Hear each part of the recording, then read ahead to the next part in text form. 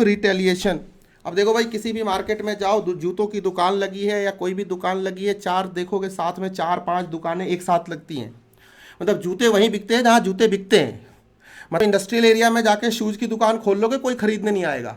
तो जूते की मंडी में ही जूते बिकते हैं नहीं।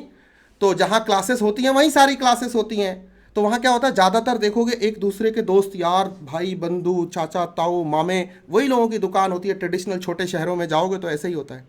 फिर एक नया सा बंदा आता है, दुकान खोलता है, पैसे बाहर से कमा के लाता है 20-25-50 लाख रुपए, सोचता है चलता हूँ अपने शहर में, वहाँ एक कपड़े की अच्छी सी दुकान खोलूँगा, जूते की दुकान खोलूँगा और वहीं पे अच्छी ज़िंदगी जीऊँगा।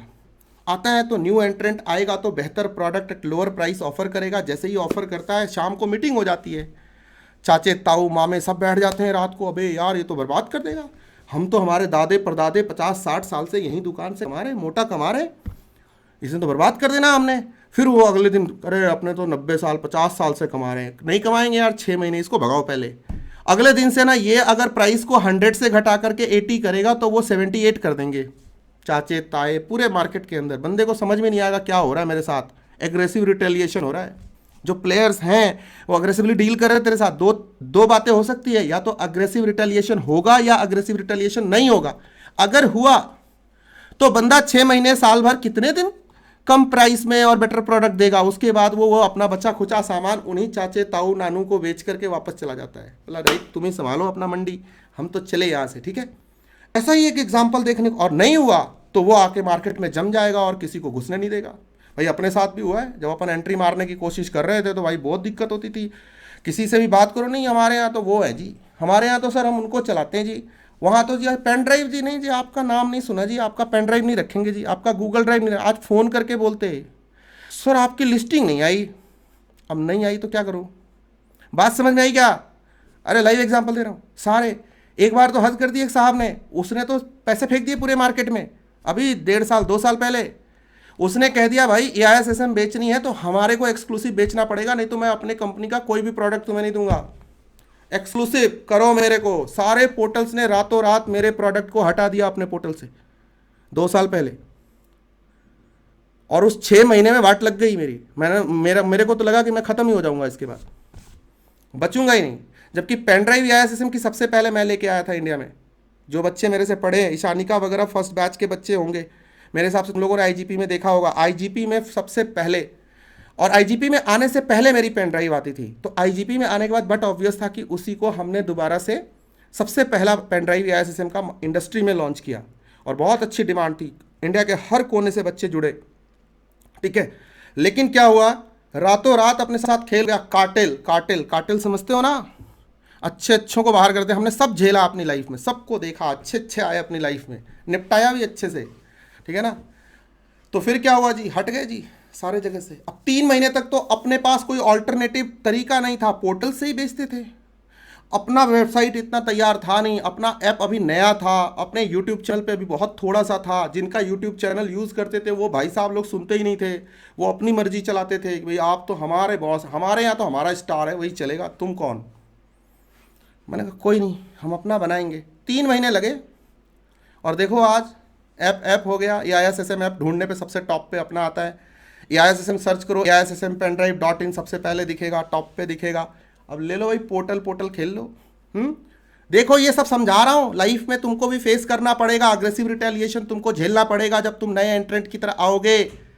जो मेरे साथ हुआ 2 साल पहले वो तुम्हारे साथ भी होगा। Learn it from me, be advance in technology. उसके बाद टेक्नोलॉजी से हमने वीडियो बना के कह दिया कि खबरदार जो किसी ने मेरा बेचा है। पहले ऐसा बोलना पड़ा, मेरा ट्रस्ट पूरे मार्केट से उठ गया था। मैं किसी को कुछ नहीं, सब हमसे लेंगे, हम ही बेचेंगे, हम ही हैं। हमसे बात कीजिए जिसको चाहिए, यूट्यूब पे आइए, हमारे वेबसाइट पे जाइए, हमसे बात कीजिए, हमारे ऐप पे आइए। और फिर भाई साहब आज फिर दोबारा से मार्केट खुल गई। तो जिसका चलता है, जिसका, उसी को लोग पूछते हैं। जब आप नहीं चला पाओगे आपको रिजेक्ट कर दिया जाएगा और आपको कम मार्केट से गायब कर दिया जाएगा, आपको पता भी नहीं चलेगा। तो ये माइकल पॉटर ने मुझे सिखाया था, अग्रेसिव रिटेलिएशन होगी, how to deal with it. Sir एक कंपनी है साउथ वेस्टर्न, अमेरिका में किसी भी प्राइवेट एयरलाइंस को चलने नहीं देती है। ध्यान से सुनिएगा एग्जाम्पल, कहीं और नहीं मिलेगा। हाँ अब तो बहुतों को निपटा दिया भाई, अब तो प्राउडली कह सकता हूँ with your support and help. All my students. मैं हमेशा कहता हूँ मेरे को सिर्फ मेरे बच्चों ने बनाया है, मेरे को किसी टीचर का मेरे पे एहसान नहीं, मेरे पे किसी टीचर ने कोई एहसान नहीं किया। जब मुझे ज़रूरत थी किसी ने बैठने नहीं दिया। मेरे जो खास थे जिनको मैं मदद करता था वो भी मेरी मदद नहीं करते थे। आज मैं ये बात कह सकता हूँ और इमोशनली बोल रहा हूँ, सच में, झूठ नहीं बोलता मैं। ऐसे लोग जिनकी किताबें मेरी पब्लिशिंग कंपनी से आया करती थी, जिनका मैं पब्लिशर था, कार्वी नॉलेज प्रेस, जो मेरी बुक्स में तुम लोग देखते हो, गेटिंग द पॉइंट। मेरे अपने लगभग 100 से ज़्यादा ऑथर्स हैं और इंडस्ट्री में सीए लाइन में कम से कम 40 ऑथर हैं जिनको ऑथर बनाया। 2-2, 3-3 बच्चे पढ़ते थे तब उठा के उनको मैंने बनाया ऑथर, पूरी इंडिया में बुक भिजवाई, पॉपुलर हुए। मैं टीचिंग नहीं करता था तब, इनका मेंटोर हुआ करता था, प्राउडली लिखते थे, my guide and mentor mister Om Trivedi. उम्र में उनसे छोटा लेकिन गाइड और मेंटोर बोलते थे, मतलब निकालना था। गधे को भी बाप बोलते लोग, कई पिता होते हैं हमारे, उसमें से गधा भी होता है, बैल भी होता है। तो बोलते थे। जब मैं टीचिंग में आया वो सारे लोगों ने कहा अरे ये टीचिंग में, उनको सब गायब हो गए रातों रात। आपकी लाइफ से भी गायब हो जाएंगे ऐसे लोग। याद रखना मेरे बताए हुए लाइफ लेसन्स को। ऐसे लोग जो आपका सबसे ज़्यादा फायदा उठाते हैं आपकी मुश्किल के वक्त में, सबसे पहले वही गायब होते हैं। लर्न माई लेसन। फिर मैं मुंबई गया, मेरे बड़े अच्छे जानने वाले थे, बड़े अच्छे, मतलब भाई मानते थे, अपनी भाई बहन बेटी सबकी शादियों में बुलाया करते थे। मैंने बोला सर मैं टीचिंग कर रहा हूँ, मुंबई में असाइनमेंट दिलवाओ, WIRC में एंट्री दिलवाओ। भाई साहब उन्होंने वो धोखा दिया, याद है। हद हो गई कि मैं कहीं और काम कर रहा था तो वहाँ फ़ोन करके कहते थे वो बंदा तो पब्लिशर था, वो टीचर कब से बन गया। ये भूल गए कि IIM से पढ़ के आया है, ये भूल गए थ्रू आउट टॉपर है, ये भूल गए कि पोस्ट ग्रेजुएट है, गोल्ड मेडलिस्ट है, ये सब भूल गए। मेरे प्रोफेशन को याद रखा तुमने, और प्रोफेशन भी कैसा, कंटेंट वाला। कोई नहीं, दिल्ली के बड़े दोस्त बड़े सारे, तो मैं अकेला ही चला था जानिबे मंजिल, मगर लोग साथ आते गए, कारवां बनता गया। और वो लोग तुम लोग हो सिर्फ, और कोई नहीं। तुम लोग, मेरे पेरेंट्स और मेरी वाइफ और मेरा बच्चा, और 2 लोग और जो मेरे साथ हमेशा ट्रस्ट वर्दी बन के हमारे साथ रहे। एक मेरे साथ पंकज और एक आदित्य, जो ऐसी टीम बनाई हमने कभी, और विजय, तीसरा आदमी भी जोड़ देता हूँ, जो कभी छोड़ के मुझे नहीं गए, कभी धोखा नहीं दिया, कभी पीछे नहीं हटे, रात दिन एक किया। अभी हम बुक्स बना रहे हैं और साथ ही साथ आपके लेक्चर्स चल रहे हैं। नेट नहीं चल रहा था, पता है, ये तीनों लोग परेशान थे, इन्होंने सब मैनेज करके दिया। और तब मेरी एनर्जी इतनी दिखती है तुमको। तो मैं तब बनता हूँ जब तुम सपोर्ट करते हो, फैमिली सपोर्ट करती है और मेरे टीम मेरे को सपोर्ट करती है। नहीं तो मैं कुछ भी नहीं हूँ, zero, big zero. I am a loser, then I am loser. ठीक है ना।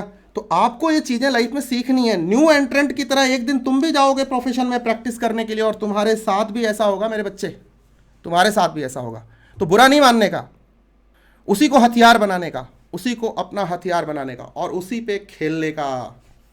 और फिर कहने का बेहतर से बेहतर की तलाश कर, मिल जाए अगर नदी तो समंदर की तलाश कर। यूं तो टूट जाता है शीशा पत्थर की चोट से, टूट जाए पत्थर ऐसे शीशे की तलाश कर। वो शीशा तुमको तैयार करना पड़ेगा जिससे तुम पत्थर को तोड़ोगे। ठीक है ना। ये बात मेरे ध्यान रखना दोस्त। माइकल पॉटर पढ़ाते पढ़ाते बड़ा लाइफ लेसन तुम्हें दे गया अपनी अंडरस्टैंडिंग के साथ। ठीक है, यस। और कभी कभी धोखे होंगे तो घबराने का नहीं। वो क्या है ना कि कभी कभी बादल आ रहा है तो सूरज को भी ढक लेता है। कहते हैं ना कि अंधेरा ढकले सूरज को उजाले की खता क्या है। अंधेरा ढकले सूरज को उजाले की खता क्या है, लगी हो सेंध दीवारों में तो ताले की खता क्या है। ताला क्या करे बेचारा, सेंध दीवार में लग गई, गेट तो लगा हुआ था, ताला लगा हुआ था, तो आपकी लाइफ में भी आप लॉक लगा के आओगे, बट धोखा होगा, आपको उससे निकलना होगा। मेरे साथ हुआ था, मैं निकल गया यार। आज वो लोग मेरे को ढूंढते रहते हैं, मैं गायब, मैं बच्चों के साथ, अभी कॉल आ रहे होंगे, आते रहते हैं, तुमको पढ़ा रहा होता हूँ मस्ती में। और यही मेरी एनर्जी का राज है। You are the secret of my energy. Boost वूस्ट मेरी लाइफ में नहीं है, एक एल्प्रोविट है, वो तुम लोगों के लाइफ में है। तो बढ़ते आगे, मज़े लेते हैं ज़िंदगी के। सफ़र है ये लाइफ, एंजॉय करो। मंजिल तो मिल ही जाएगी, सफ़र में मज़ा है। यस, चलिए जी, आपने सुना, आपको थोड़ा मोटिवेशन मिला। एग्ज़ाम आने वाले हैं, ये सब बातें याद रखिएगा। कल को करियर में, प्रैक्टिस में, सब जगह काम आएंगे। ओम त्रिवेदी की बोली हुई हर बात याद आएगी। आपको याद रखनी है, भूलनी नहीं है कि सिर्फ ये क्लास में सर ने बोल दिया था। ज्ञान बांटने के लिए नहीं बोल रहा, एक्सपीरियंस से बोल रहा हूँ। ज्ञान बांटने के लिए तो लोग पर्ची पे बना के स्क्रिप्ट करके और फिर लिख के बोलते, वो अलग बात होती है। ये स्क्रिप्टेड नहीं है, ये ओरिजिनल है। हाँ चलो, thank you thank you thank you thank you so much. चलो बढ़ते हैं आगे, क्या बात है।